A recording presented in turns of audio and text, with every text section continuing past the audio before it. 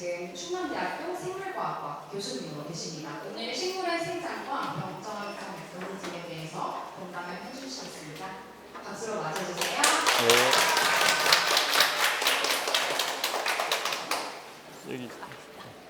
네, 안녕하세요. 네, 여기 도입 강연 마치고 우리 본 강연에 남아있는 우리 어린 학생들 반가워요. 그리고 참 잘했어요. 네. 오늘 여러분들한테 이게 식물의 생장과 병 저항성 메커니즘 이런 말을 썼는데 사실 전공 용어예요.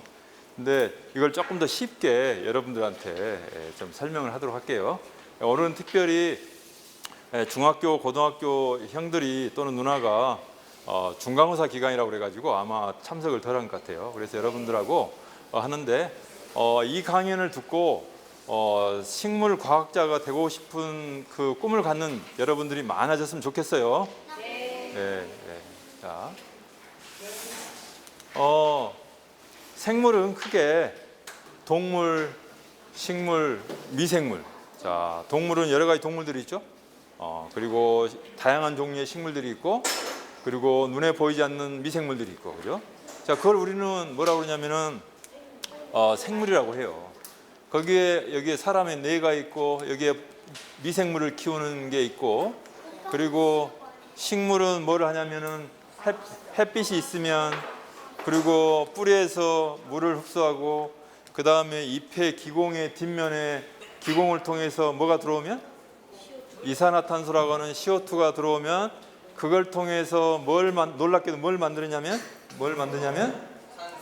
산소도 만들고 또 뭘 만들어요?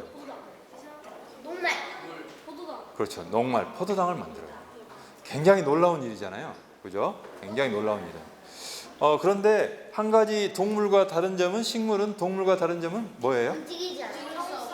움직이지를 못하죠. 저기 뭔가 공격자가 오더라도 그 자리에서 가만히 있어야 되죠. 그렇기 때문에 그럼에도 불구하고 식물은 어때요? 그 자리에서 자기가 해야 되는 광합성, 즉 소비자들을 위해서, 사람을 포함한 소비자들을 위해서 뿌리에서는 감자나 고구마나 여러 가지 무나 이런 걸 생장을 시켜야 되고, 그 다음에 위에서는 사과도 만들어야 되고 감도 만들어야 되고 이런 일들을 해야 되는 거잖아요. 그죠? 만약에 그런 일들이 없으면 안 되니까. 자, 그래서 그 식물에서 어떻게 생장이 중요하고, 그리고 어떻게 병에 대해서 저항성을 갖게 되는지, 그래서 그 식물의 세포 안에서 무슨 일들이 일어나는지를 갖다가 여러분들한테 간략하게 소개를 하도록 할게요. 자, 여기 보면은 지금 여러분 앞에서 서 있는 저는 고향이 전라남도 해남이에요. 저 해남 가보신 분들, 해남 살기 좋아요. 네. 자, 그런데 남도의 맛깔스러운 해남 음식이 있는데, 자, 사람들은 어쩌냐, 여기 3대가 있죠. 3대. 자, 손자, 손녀, 그다음에 아드님, 며느님, 그리고 할아버지 또는 할머니, 그죠? 3대가 있죠. 자, 그런데 사람도 그렇고 식물도 그렇고 시간이 지나면 어때요? 식물이 자라다가 이파리가 무성해지고 가을 되면은 노화가 일어나고 그리고 이파리 떨어지죠. 자, 마치 그런 것처럼 사람도, 생물도, 모든 생물들은 어떤다? 태어나면 나이 들고 병 들어서 죽는다. 우리는 이거 생로병사라고 그러죠. 이게 진리일까요? 진리가 아닐까요? 진리예요. 그래서 내가 추루라고 써놨어요. 진리예요. 그런데 우리 사람들의 위시는 뭐예요? 바램. 그죠? 바램 뭐냐면 병 안 걸리고 오래 살기를 원해요. 건강하게. 그죠? 그리고 맛있는 거 먹고 행복하게 살고 싶어 해요. 그러죠? 그래서 그래서 결국은 이런 사람들의 위시, 바램을 해결시키려고 하는 게 뭐냐면 해결책이에요. 솔루션이 뭐냐면 결국 생명과학이라는 거예요. 그 생명과학에는 동물을 재료로 해서 연구하는 사람, 식물을 재료로 해서 연구하는 과학자, 또는 사람의 뇌를 통해서 연구하는 사람, 뭐 다양한 사람들이 있어요. 오케이? 알았죠? 그래서 동물 세포하고 식물 세포를 보면은 동물 세포에 기본적으로 많은 거는 뭐가 많이 있냐면 미토콘드리아라고 하는 세포 소기관이 많이 있고, 그 다음에 식물 세포에는 뭐가 많이 있냐면은 아까 처음에 말했던 광합성을 하는 데 필요로 한 엽록체가 많이 있고, 따라서 이파리가 파란 것은 무슨 것 때문이다? 이 엽록체에 있는 엽록소 때문이다 라고 이해하고 있잖아요. 그죠? 자, 우리가 이 시간에 이 세포에 대한 이야기를 다 할 수는 없지만, 그렇지만 기본적으로 여러분들이 엄마의 뱃속에서 처음 태어났을 때 몸무게가 보통 3.5kg, 3.6kg 뭐 이런 식으로 태어났잖아요. 근데 지금 우리 아이는 한 35kg? 몇 킬로? 30kg. 30kg. 그동안에 어떻게 했어요? 어머니하고 아버지가 잘 먹여서 재워주고 학교 보내고 다 이렇게 키워준 거잖아요. 그러니까 어때요? 여러분들 모두 어때요? 오늘 저녁에 집에 가면 무슨 생각을 해야 되겠어요? 어머니 아버지께 감사합니다라고 이야기해야 돼요. 또 특히나 어머니 아버지께 감사하다라고 말씀을 드려야 되는 이유가 또 하나 있어요. 여러분이 이렇게 미남처럼 그렇게 이쁘게 생기는 거는 뭐냐면 엄마 아빠의 좋은 유전자를 받은 거예요. 오늘 그 이야기를 할 거예요. 유전자를 이야기할 거예요. 그리고 우리 학생은 아빠를 많이 닮았어요? 엄마를 더 많이 닮았어요? 잘 모르겠다. 학부모님은, 선생님은 모친을 더 많이 닮으셨어요? 아니면 부친을 더 많이 닮으셨어요? 모친을 더 많이 닮았다고 하잖아요. 그죠? 그게 뭐예요, 결국? 엄마의 유전자를 잘 받은 거예요. 그죠? 여기 지금까지도 건강하고. 그죠? 자, 그래서 모든 생물체는 세포로 이루어져 있다. 그리고 그 세포 안에 뭐가 있냐? 가장 중요한 핵이라고 하는 게 있고, 그 핵 안에는 뭐가 있냐? 염색체라고 하는 게 있는데, 그 염색체는 사람의 염색체는 46개고 엄마한테서 받은 염색체가 23개, 아빠한테서 받은 염색체가 23개. 그래서 46개의 염색체가 있다. 그 염색체는 결국 뭐냐? 여러분들을 이렇게 이런 모양 저런 모양으로 만들어 결정하는 유전자들이다라는 거죠. 자, 유전자들이다. 그래서 엽록체에서 이런 일들이 있고, 이 엽록체의 구조를 보면은 여기서 광합성이 일어난다 이런 이야기예요. 그래서 사람의 염색체는 이렇게 하나는 아빠한테서 하나는 엄마한테서, 그래서 23쌍의 염색체가 있는데 XY면 남자 아이고 XX는 여자 아이고 이렇게 되는 거죠. 자, 여기 염색체에 결국 뭐가 있냐? 이렇게 좀 더 깊이 들어가 보면 이중나선에 DNA 가닥이 있는데 이거를 우리는 DNA 이중나선이라고 그러고, 왓슨 클릭이라고 하는 사람들이 이 이중나선의 구조를 밝혔기 때문에 이 사람들이 매우 유명한 과학자로 현재까지 알려지고 있고, 그래서 이제 유전자라고 하는 것은 그런 뭐냐? 2000년대 초에 휴먼 게놈 프로젝트라고 그래가지고, 이 휴먼 게놈 프로젝트를 통해서 사람의 염색체상에 있는 유전자의 염기 서열을 다 밝혔어요. 그리고 21세기의 가장 빛난 업적 중에, 과학의 업적 중에 하나가 바로 휴먼 게놈 프로젝트로 사람의 염색체에 있는 유전자를 다 밝힌 거예요. 그리고 그 염색체를 들여다보니까 사람의 세포 하나에 들어있는 유전자의 수는 약 3만에서 3만 5천 개 유전자가 있다라고 이야기하고 있고, 그 유전자들이 다 건강해야 우리 몸이 건강한 거예요. 그렇죠? 우리 몸이 건강한 거예요. 그래서 그 유전자에 대한 이야기를 하면은, 유전자가 발현되는 것을 우리는 전서라고 그러고, 다시 유전자가 발현돼서 이 메신저 RNA를 만들어서 번역이라고 하는 과정을 통하면 단백질을 만들어내는데, 우리 몸에는 70%가 물이고 그 나머지가 거의 단백질과 지방과 이런 것들이죠. 그러니까 단백질의 덩어리인 거예요, 사실은 사람도 그렇고 동물도 그렇고.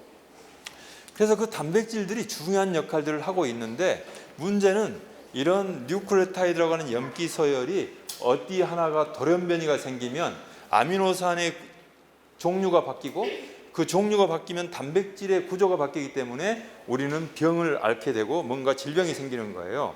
따라서 우리가 부모님한테 받은 유전자를 잘 보존해야 되는데, 사람들은 나이가 들어가면서 담배를 피우고 술을 많이 마시고 그 다음에 스트레스를 받고 제대로 먹지 않고 일을 하고 뭐 이런 일들을 하면서 우리 몸이 스트레스를 받기 때문에 그 스트레스에 의해서 또는 짜고 맵게 먹으면서 스트레스를 받는다 이거죠. 그 스트레스를 받으면서 병이 생기고 암이 생기는 거죠. 그죠? 그러니까 여러분들이 절대 스트레스를 받지 않고 살려면 어떻게 해야 되느냐? 여러분들이 하는 일을 즐겁게 해야 돼요. 즐겁게. 오케이? 자. 그래서 유전자가 발현돼서 단백질을 만들어내고 그런 단백질들이 중요한 역할을 하는데 하나의 예를 들면 자, 이게 예를 들면 당뇨를 조절 못하는 인슐린을 만들어내는 물질이다. 인슐린을 만들어내는 체종산물이다. 그런데 우리 몸속에서 인슐린을 만들어낼 때 기질이라고 하는 첫 번째 시작하는 물질이 있고 그 시작하는 물질이 한 단계, 두 단계, 세 단계, 네 단계를 거쳐야 최종 인슐린이라고 하는 것이 만들어지는데 이때 이 단계마다 효소라고 하는 것들이 관여하고 있고 이 효소는 단백질이고 이 단백질을 암호하는 것은 유전자이죠. 따라서 유전자가 잘못되면 이 효소가 만들어지지 않기 때문에 1번 스텝에서 2스텝으로 물질을 전환시키지 못하니까 결국 최종 산물이 만들어지지 못하는 거죠. 그래서 소아당뇨 같은 경우는 인슐린이 만들어지지 못해서 생기는 거기 때문에 생명공학적인 방법으로 의약품 공장에서 인슐린을 암호하는 유전자를 클로닝 해가지고 실험실에서 직접 그걸 대량 생산을 해서 그 인슐린을 주사제로 만들어서 우리가 우리 몸에다가 그 인슐린을 인젝션 시킨다. 수관돼. 그러면 무슨 일이 생기냐? 예를 들어서 자, 그래서 이런 효소들의 역할들이 중요하고 결국 이 효소를 암호하는 게 유전자이기 때문에 결국 유전자가 중요하다. 최근 한 5년 전에 서울에 있는 서울에서 초등학교 5학년 학생들을 대상으로 무슨 설문조사를 했냐면 여러분들은 앞으로 꿈이 뭡니까? 무엇입니까? 무엇이 되고 싶습니까? 라고 이야기했을 때 첫 번째 제일 1순위가 뭐였냐면 선생님이요 그랬어요. 많은 학생들이 선생님 되고 싶어요. 그렇게 이야기했어요. 자, 두 번째 2순위가 뭐냐면 제가 그것에 충격받았어요. 사실은. 뭐라고 그랬을까요? 설문조사가. 건물주라고 그랬어요. 그러니까 제가 옛날 초등학교, 옛날에 국민학교였죠. 초등학교 다닐 때는 꿈이 뭐냐고 물어보면 무슨 이야기를 많이 했냐면 장군이 되고 싶어요, 외교관이 되고 싶어요, 과학자가 되고 싶어요, 또는 대통령이 되고 싶어요. 이런 게 꿈이었는데 선생님이 되고 싶어요 두 번째 건물주라고 한 거예요. 왜 건물주라고 그랬을까요? 건물을 하나 갖고 있으면서 렌트비를 받아내면, 그러니까 그죠? 그러면 그 돈 가지고 자기는 편하게 살 수 있으니까 그런 거 가졌다 이 말이죠. 자, 여러분, 제가 생물학과 우리 충남대학교 생물학과 학생들한테 전공 공부를 하면서 유전자의 중요성을 이야기하면서 배우자를 고를 때 유전자를 봐야 된다라고 이야기를 해요. 유전자. 왜 유전자가 중요할까요? 사람은 잘 바뀌지 않는다고 그래요. 뭐 때문에 그럴까요? 유전자 때문에 그래요. 자, 오늘 설명하는 것도 식물의 생장과 발달과 그리고 병에 대한 저항성을 이야기할 때도 결국 유전자들의 그 역할들을 하거든요. 자, 여러분 알았죠? 네. 자, 꿈을 크게 가져야 돼요. 네, 꿈을 크게 가져야 돼요. 자, 조선시대 왕들을 보면, 조선시대 임금님들의 생로병사라고 한 책을 읽어보면 문종, 성종, 효종, 정조, 순조 이런 사람들은 뭘로 사망했냐면 종기 폐혈증으로 사망했어요. 종기. 몸에 종기가 난 거예요. 종기라고 하는 것은 이게 살에 막 거름이 생기고 뭔가 이렇게 살이 뭔가 문제가, 면역 기능에 문제가 있는 거예요. 현대 의학으로 이야기하면. 그다음에 태조는 당뇨, 세종도 엄청난 심한 당뇨를 앓았어요. 그렇기 때문에 밤마다 물을 엄청나게 마셨다고 그래요. 물을 많이 마셨다고 그래요. 그래서 이분들은 당뇨나 이런 현재로 이야기하면 성인병으로 이렇게 사망을 했다고 그래요. 자, 여기 보면은 자, 인슐린에 대한 이야기, 신호에 대한 이야기를 간략하게 설명해 볼게요. 자, 우리가 계단이 있어요. 물폭포가 있어요. 자, 물이 이렇게 위에서 내려가면 물이 점점 이렇게 내려가죠. 그죠? 밑으로. 마치 그런 것처럼 자, 세포막이 이렇게 있고 그다음에 세포막을 가로지르는 이런 인슐린 수용체라고 하는 단백질이 있고, 그리고 인슐린이 췌장에서 만들어지면 인슐린이 여기 와서 결합하면은 이 인슐린의 수용체 안쪽에서 무슨 일이 생기냐면 인슐린이 직접 가가지고 포도당의 양을 조절하는 게 아니라 인슐린이 신호를 보내주면 그 신호에 의해서 이렇게 인산화가 일어나고 그리고 여기에 이 수용체에 결합하는 다른 단백질을 활성화시키고 그 효소를 활성화시킴으로써 신호가 점점 이렇게 내려가는 거 마치 계단에서 물이 이렇게 흘러내려가듯이 그래서 우리는 그걸 갖다가 영어로 캐스케이드 이렇게 내려간다 신호가 내려간다라고 이야기하고 있는데 만약에 인슐린은 충분히 있더라도 이 단백질이 잘못되면 무슨 일이 벌어질까요? 신호가 내려갈까요? 안 내려갈까요? 안 내려가요. 이 단백질은 뭐가 만든다고 그랬죠? 유전자가 만든다고 그랬죠? 암호한다고 그랬죠? 따라서 이런 각각의 단백질들이 중간에 문제가 생기면 결국은 혈당 조절이 안 되는 거죠. 따라서 우리가 저녁에 이제 이거 끝나고 여러분들 맛있는 음식 먹을 거 아니에요? 저녁 식사를. 자, 먹게 되면 2시간 후면은 혈당이 올라가요. 혈당이 올라가요. 그리고 정상적인 사람의 혈당은 2시간에서 3시간 후면 정상의 레벨로 거의 내려와요. 근데 당뇨 환자들은 혈당이 올라가 가지고 쉽게 내려오질 않는 거죠. 200 막 이렇게 올라가 가지고. 자, 내려오지 않으니까 무슨 일이 생기냐? 그 혈액이 끈끈해지는 거죠. 끈적끈적해지는 거죠. 그리고 우리 몸을 이렇게 순환하는데 혈관들의 압력이 가해지는 거죠. 그러니까 무슨 일이 동반될 수 있냐면 혈압이 높아질 가능성들이 있는 거죠. 그죠? 그래서 혈당 조절을 잘 해야 되는데 그 혈당 조절을 우리 정상적인 사람들은 자동적으로 잘 되고 있다. 우리는 그걸 뭐라고 그러냐면 항상성이라고 그렇게 이야기를 하고 있어요. 자, 그래서 이제 식물로 돌아가 가지고 자, 식물은 이렇게 키워놓기만 하면 뭐 콩나물도 잘 자라고 그다음에 식물은 토양 잘 키워놓고 물만 잘 주고 하면은 식물이 잘 자라요. 그런데 놀랍게도 식물에는 오옥신이나 에틸레인이나 지베렐린, 자스모딕 애시드, 뭐 사이토카이닌, 브라시놀라이드 이런 다양한 호르몬들이 있어가지고 그 호르몬들이 무슨 역할을 하냐면 식물이 세포 분열을 촉진시키고 세포를 신장시키고 그래서 식물을 막 자라게 만들어요. 그리고 식물은 뿌리가 있는데 이런 자스모닉 애시드나 이런 호르몬이나 이런 호르몬들은 병이 오면은 이 호르몬의 양이 현저하게 증가를 시켜줘요. 병이 식물을 공격하면. 그래서 무슨 일이 생기냐? 이 식물이 병한테 지지 않도록 병에 대한 저항성을 만들어주는데 그런 기작을 어떻게 하고 세포 안에서 일어나는지를 여러분들한테 간략하게 이야기해 줄게요. 자, 그래서 이제 식물 호르몬들 여러 가지 식물 호르몬들이 있고 예를 들면 지베렐린 또는 브라시노라이드라는 호르몬을 처리하면은 처리하지 않았을 때 처리했을 때 포도가 많이 열리죠. 그리고 뿌리가 식물 호르몬의 뮤테이션이 돌연변이가 되면 식물이 안 자라지만 이렇게 개화가 빨리 되는 식물도 있고 그러니까 호르몬의 영향이 굉장히 커요. 따라서 우리 사람의 몸속에도 많은 종류의 호르몬들이 있는데 그 호르몬의 밸런스가 깨지면 무슨 일이 생기냐면 다양한 문제들이 생겨요. 그중에 예를 들어보면 50대가 되면서부터 여성들은 무슨 일이 생기냐면 호르몬의 밸런스가 깨져가지고 다양한 핫플러시가 온다든지 그리고 여러분들이 지금 어리지만 아빠는 매우 남성적인데 나이가 들어갈수록 아빠는 점점 여성적이 돼가고 옛날에 생각해보면 엄마는 목소리가 작았는데 지금 엄마의 목소리가 집에서 더 막 커지고 막 이런 일이 생기는 거죠. 다 이런 게 호르몬의 영향이라는 거죠. 자, 에틸렌 같은 경우에는 자, 식물이 가뭄이 오면 식물이 자라지를 못하죠. 그런데 에틸렌을 만들어요. 에틸렌을 만들고 그 다음에 이런 고온이 오면 만들고 어떤 벌레들이 잎을 갉아먹죠. 그러면 에틸렌을 합성시켜요. 그리고 이렇게 잘라내도 마찬가지고 또 여러분들이 이제 가을에 이제 대봉이나 이런 감을 빨리 홍시를 먹고 싶은데 시간을 기다리기가 어렵다. 그러면 엄마들이 주로 어떻게 해요? 거기다 어떻게 하죠? 그 박스에다 뭘 넣죠? 바나나를 넣어놓는다든지 아니면 사과를 잘라서 거기 넣어놓는다든지 뭐 이렇게 넣으면 어떻게 돼요? 거기서 에틸렌이 나와가지고 그 대봉이라고 하는 감을 빨리 홍시를 만들어내는 거죠. 그죠?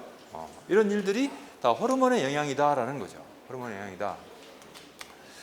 자, 그래서 그 중에서 이제 제가 주로 연구했던 내용은 뭐냐면 브라시노라이드라고 하는 호르몬이 매우 중요한 호르몬인데 세포의 생장, 세포 분열 촉진, 병 저항성을 향상시키고 그 다음에 가뭄이나 염분이나 이런 것을 저항성을 높여주고 수확량을 증대시키고 자, 예를 들면은 이 식물과 이 식물은 똑같은 날짜에 심어 놓은 거예요.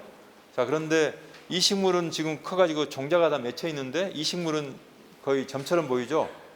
이게 유전자 하나가 잘못된 거예요. 유전자 하나가. 즉 다시 말하면 앞에서 볼 때 인슐린과 같은 그런 리셉터가 있는데 그 수용체가 잘못돼 가지고 이 식물이 자라질 않아요. 그러니까 유전자가 그만큼 중요하다는 거예요. 우리 사람도. 그죠? 자, 하나 예를 들어 볼까요? 여기 보면은 그 호르몬을 처리한 식물은 잎의 표피세포의 길이가 이렇게 커졌는데 처리하지 않는 것은 이렇게 작죠. 자, 세포가 이렇게 커져야 식물이 잘 자라는 거죠. 자, 우리가 원하는 거는 식물이 잘 자라면서도 병에 대한 저항성 있는 것을 만들어내야 되는데 병에 대한 자, 예를 들어 볼까요? 자, 누군가 막 이렇게 자기를 공격이 온단 말이죠. 자, 공격이 오면은 다른 생각이 들어요, 안 들어요? 다른 생각이 들어요, 안 들어요? 뭐에 대해서만 생각을 하게 돼요? 어떻게 방어를 할 거에 대해서만 생각을 하게 되죠. 식물도 마찬가지예요. 말을 못하지만 식물도 이렇게 정상적인 조건에서 잘 자라다가 병이 딱 공격이 오면은 생장을 멈춰요. 그리고 병에 대한 저항성 쪽으로 에너지를 다 쓰기 시작해요. 그러니까 자라질 않아요. 그러니까 문제는 뭐냐면 현재 생명공학의 문제는 뭐냐면 병에 대한 저항성인 작물을 개발하게 되면 결국 식물이 자라질 않아요. 그러니까 어떻게 하면 가장 이상적인 식물은 뭐냐면 식물이 정상적으로 자라게 하면서 병에 대한 저항성도 갖게 해야 되는데 그게 가장 어려운 부분이에요. 현재도. 자, 그런데 어때요? 우리 지구는 계속 쓰레기를 많이 버리고 있고 그 다음에 플라스틱도 많이 지금 바다로 가고 있고 그 다음에 기후는 점점점 올라가 가지고 북극의 얼음들은 어떻게 되고 있죠? 다 녹고 있죠. 1년에 작년의 결과를 보면은 우리나라의 200 몇십 배의 넓이 면적이 녹아내렸다고 그래요.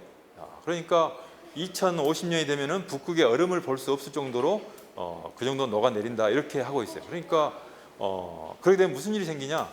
해수면 온도가 높아지겠죠. 높아지겠죠. 자, 그러니까 그런 모든 것뿐만 아니라 기후의 온도가 올라가니까 그만큼 병들이 많아져. 병이 많이 식물들을 어떻게 하겠어요? 공격하겠죠. 뭐 사람도 마찬가지고. 그래서 이 부분이 굉장히 중요한 부분이다라는 거죠. 여기 이야기했던 것처럼 식물도 마찬가지로 어떤 브라시노라이드라고 하는 체종 산물, 즉 인슐린과 같은 체종 산물을 만들어내는데 중간중간 단계 여러 단계들이 있고 그 단계들마다 관여하는 효소들이 있어요. 그 효소들이 있는데 이 효소를 암호하는 유전자가 잘못되면 이 효소가 이 스텝을 옮기지 가지 못하니까 결국 이 물질이 만들어지지 못하는 거죠. 그죠? 그래서 놀랍게도 이 식물은 애기장대라고 하는 식물인데 왜 과학자들이 이 식물을 많이 쓰냐 하면 이 식물이 실험실에서 키우기가 쉬워요. 그리고 이 식물을 키워서 종자가 맺힐 때까지 사이클이 그렇게 길지 짧아요. 그렇기 때문에 이 식물을 우리는 모델 식물이라고 이야기하고 있고 이 식물을 통해서 많은 것을 배우고 있어요. 자, 그런데 여기 보시다시피 이건 정상적인 식물이 이렇게 자라야 되는데 여기 보면 이렇게 난장이처럼 자라고 있고 이거는 정말 난장이처럼 조그맣게 자라고 있죠. 자, 여기 보면은 유전자가 하나씩 다 잘못된 거예요. 자, 그러면 무슨 일을 할 수 있을까요? 그래서 과학자들은 다시 이 식물에다가 이 유전자, 정상적인 유전자를 이 식물에다가 다시 집어넣으면 이 식물은 어떻게 될까요? 이렇게 자랄 수 있어요. 그죠? 그러니까 유전자를 가지고 과학자들이 많은 일들을 하고 있거든요. 자, 그래서 무슨 일들을 하고 있냐? 유전자를 실험실에서 분리해내 가지고 그 분리해낸 유전자를 플라스미드라고 하는 벡터에다가 우리 유전자를 집어넣고 그 유전자를 집어넣어서 키우면은 이런 콜로니 형태의 세균들이 자라고 그 세균 안에는 하나의 세포인데 그 세포 안에 우리가 원하는 유전자들이 여기에 들어있고 그리고 그 유전자가 인슐린을 암호하는 유전자라면 인슐린을 암호하는 유전자를 공장에서 생산하는 거예요. 그리고 어떤 단백질이든지 이런 방법을 통해 가지고 우리가 원하는 질병의 치료가 되는 또는 식물에 필요한 동물에 필요한 이런 유전자의 산물인 단백질들을 생산해낼 수가 있어요.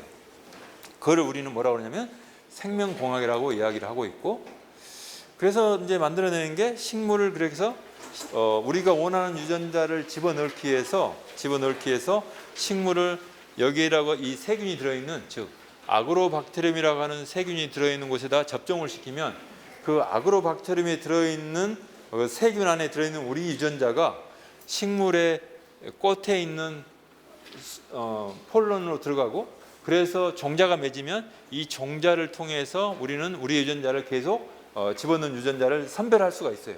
그래서 선별된 유전자를 통해서 우리는 어떻게 할 수 있냐, 이렇게 살아있는 식물은 이 카나마이신이라고 하는 저항성인 유전자를 가지고 있고, 거기에 우리 유전자가 들어가 있어서 이렇게 살아있는 거예요.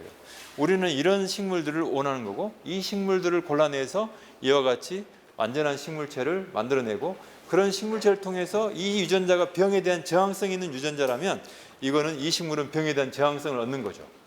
그죠? 자, 이런 방법으로 일들을 하고 있어요.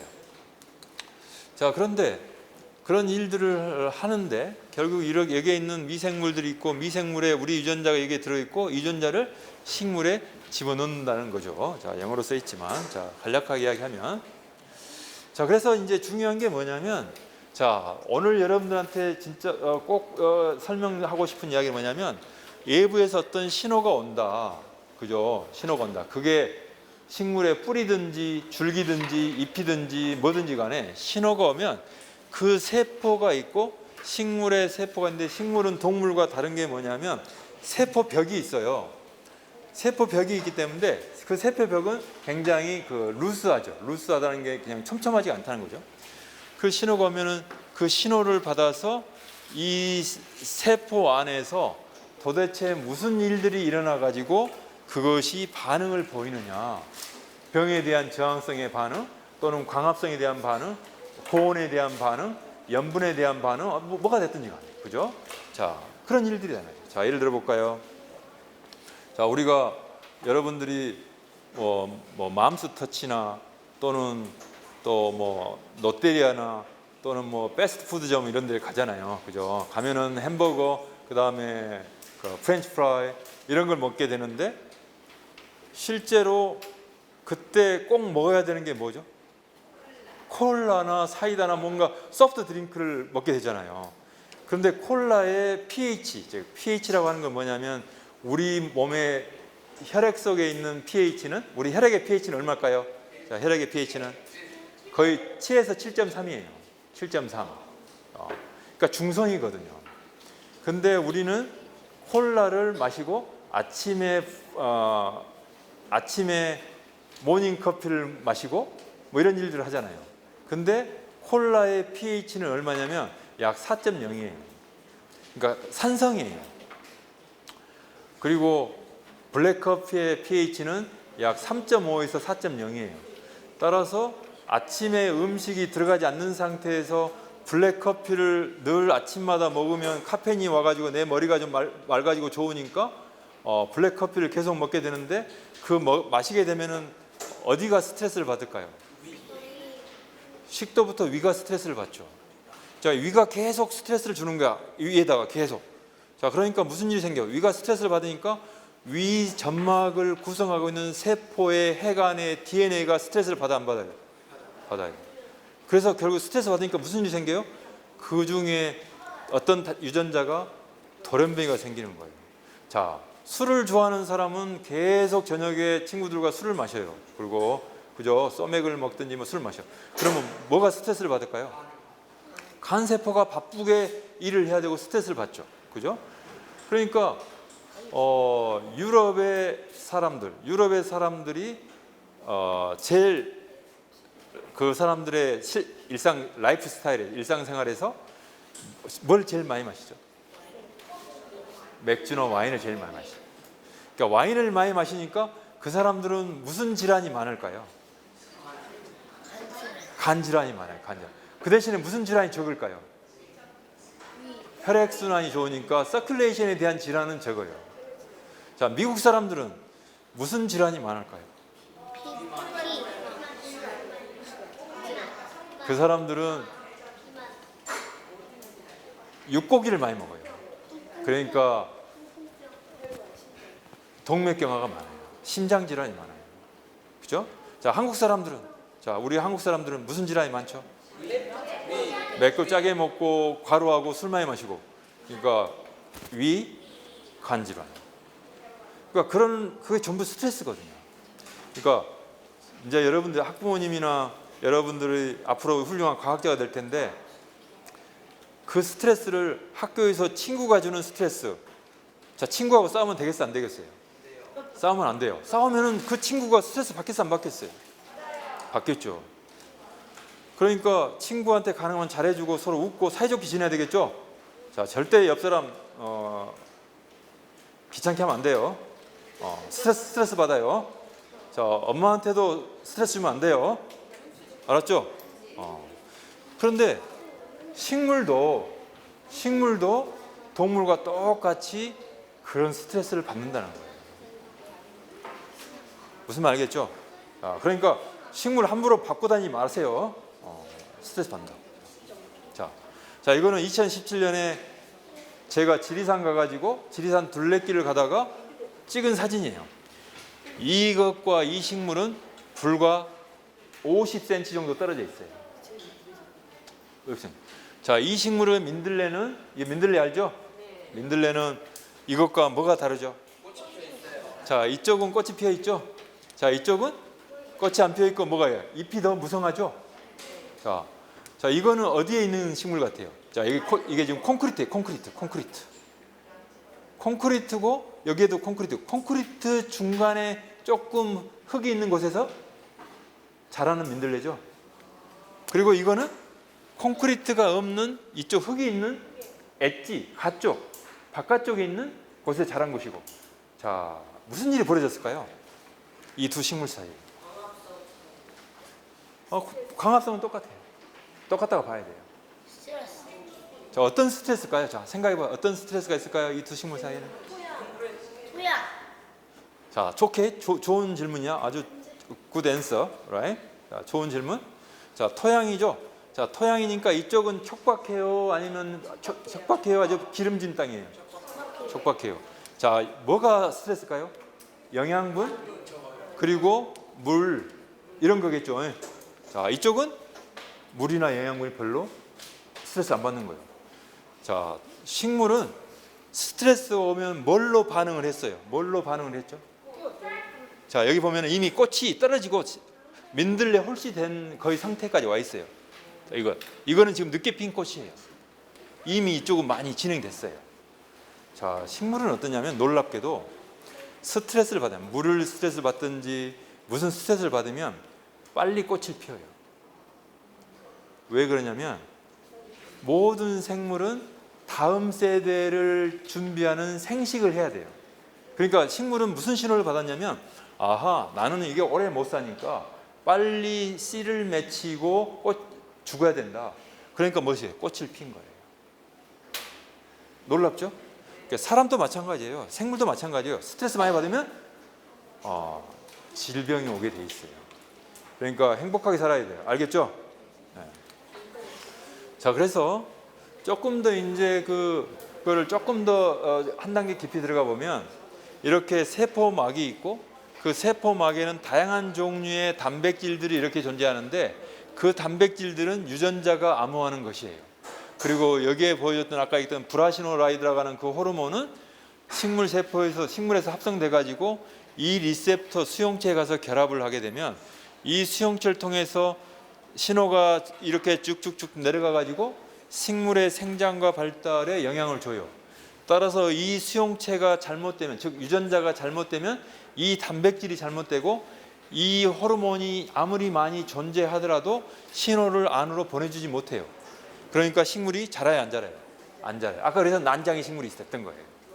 돌프가 된 거예요. 돌프가 난장이 식물이 되는 거예요. 그리고 이거는 박테리아에서 나오는 펩타이드인데, 이 펩타이드가 여기 와서 결합하면 이런 단백질이 서로 결합해서 식물에 대한 병에 대한 저항성을 보여요. 근데 식물이 잘 자라고 있는 상태에서 저항성을 보게 되면 식물의 생장은 멈추고 저항성 쪽에 에너지를 보낸다는 거죠. 그러니까 문제는, 우리 과학자들의 문제는, 해결책은 뭐냐면 잘 자라면서 저항성을 갖는 어떤 유전자가 거기에 관여하는지를 찾아내는 게 목적이에요. 제 연구의 목적이기도 하고 과학자들의 목적이에요. 무슨 말 알겠죠? 자, 신호는 그렇게 내려간다라는 거고. 자, 그래서 식물은 병원균에 대한 면역 기능이 존재할까? 존재한다. 자, 여러분들 어려서부터 태어나자마자 무슨 주사를 맞았냐면 예방 접종을 했어요.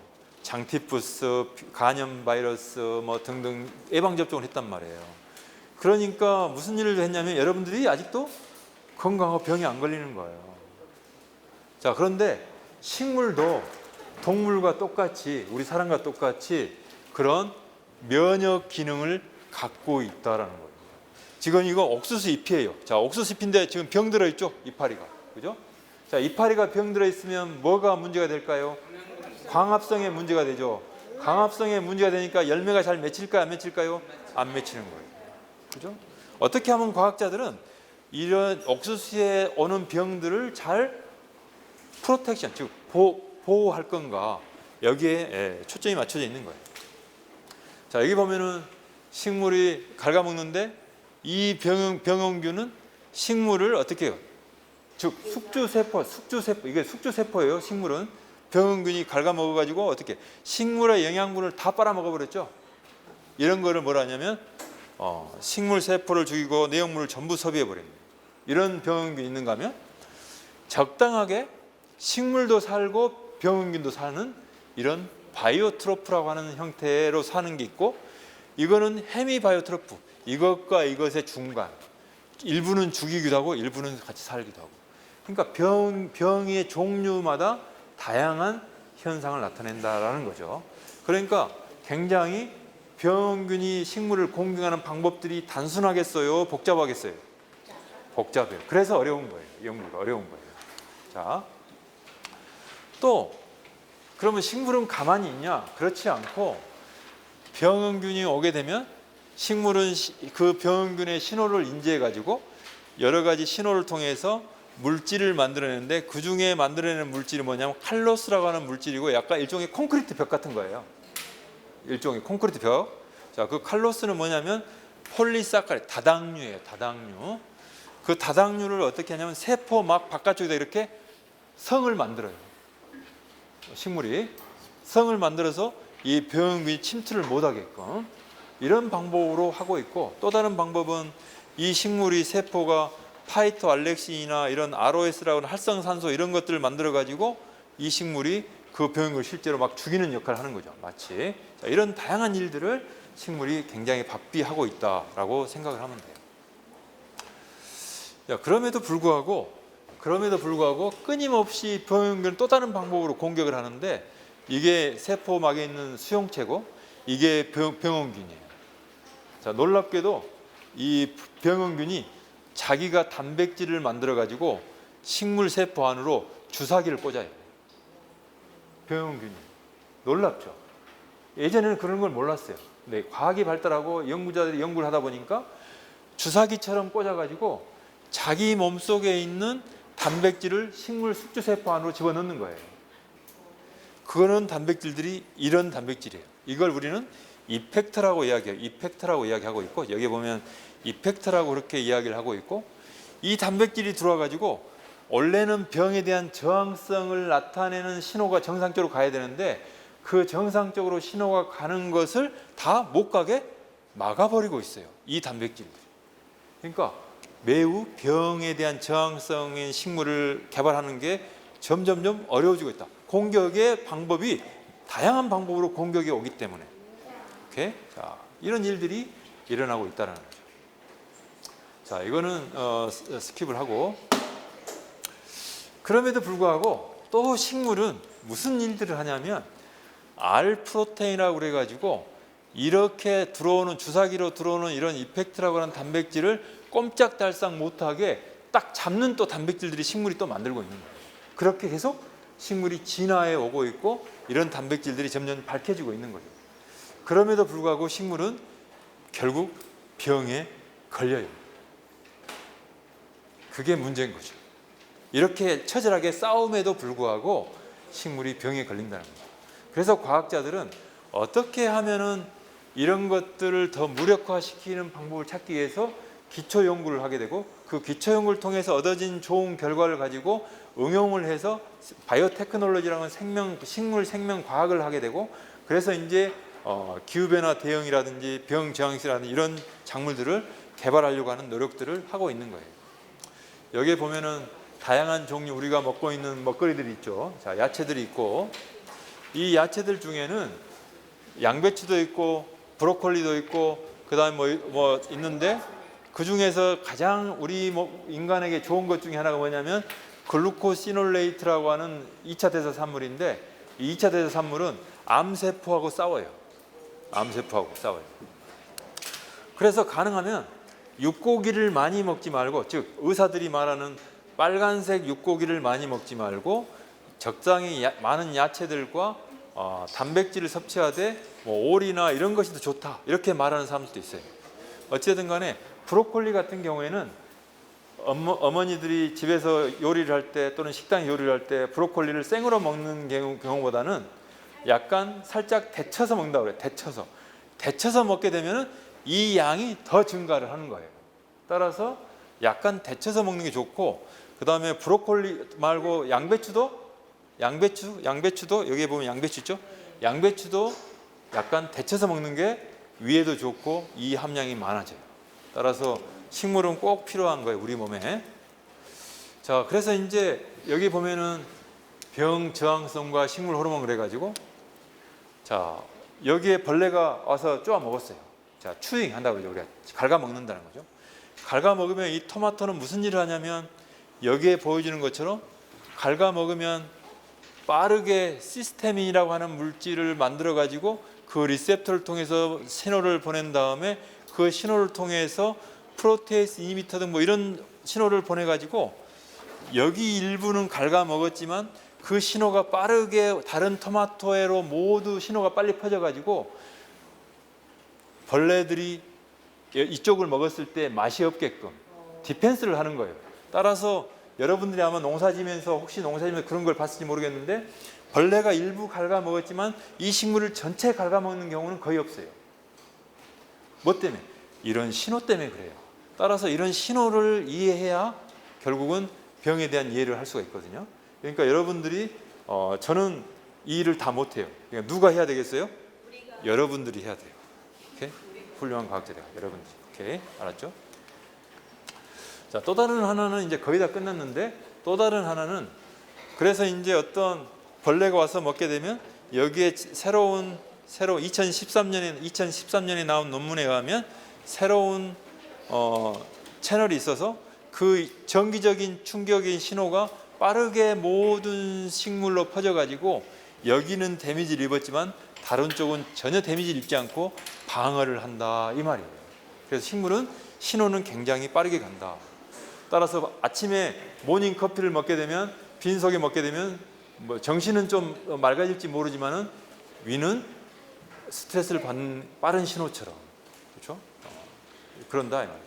그러니까 예를 들면 소주를 처음에 2잔을 마셨다 또는 뭔가 우리 몸에 뭔가 예를 들면 pH가 다른 산성인 걸 뭔가를 마셨다 그러면은 우리 몸은 스트레스를 받는다 이 말이죠. 오케이? 알았죠?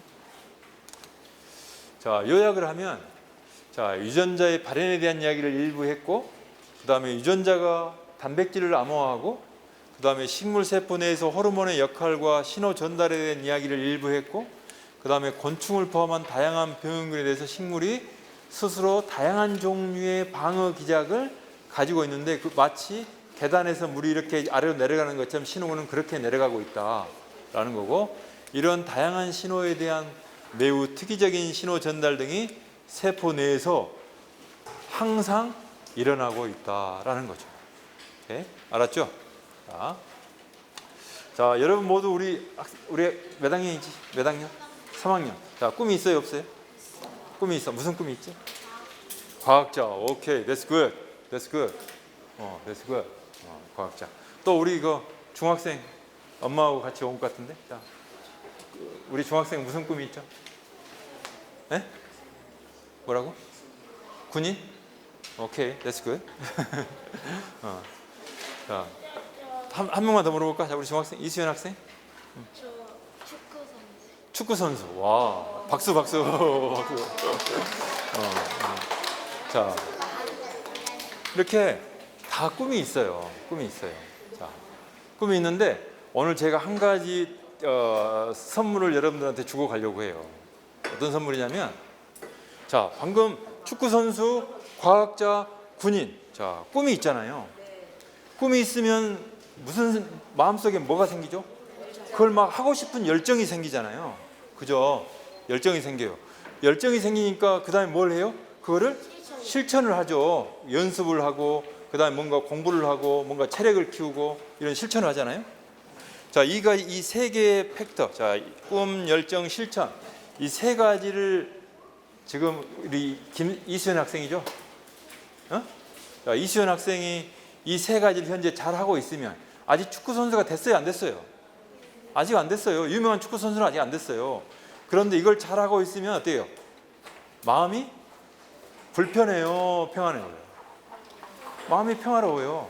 내가 아직 꿈이 이루어지지 않았지만, 우리 이 학생이 과학자가 되려면, 유명한 과학자가 되려면 최소한 20년 이상, 그죠? 있어야 된단 말이에요. 기다려줘야 된단 말이에요. 그리고 키워줘야 된단 말이죠. 그런데 꿈은 이루어지지 않았어요. 그렇지만 지금도 이걸 실천하면서 균형 있는 우리 학생이 그 학교 생활하고 집에서 생활을 하고 등등 하면은 마음의 평화가 있어요. 자, 그러면 자, 이수연 학생이나 우리 학생이나 저 군인이 된다고 하는 학생이나 그런 일들을 하고 있으면 표정이, 마음이 평화로우니까 인상을 쓰겠어요? 아니면 웃고 다니겠어요? 웃고 다니겠죠.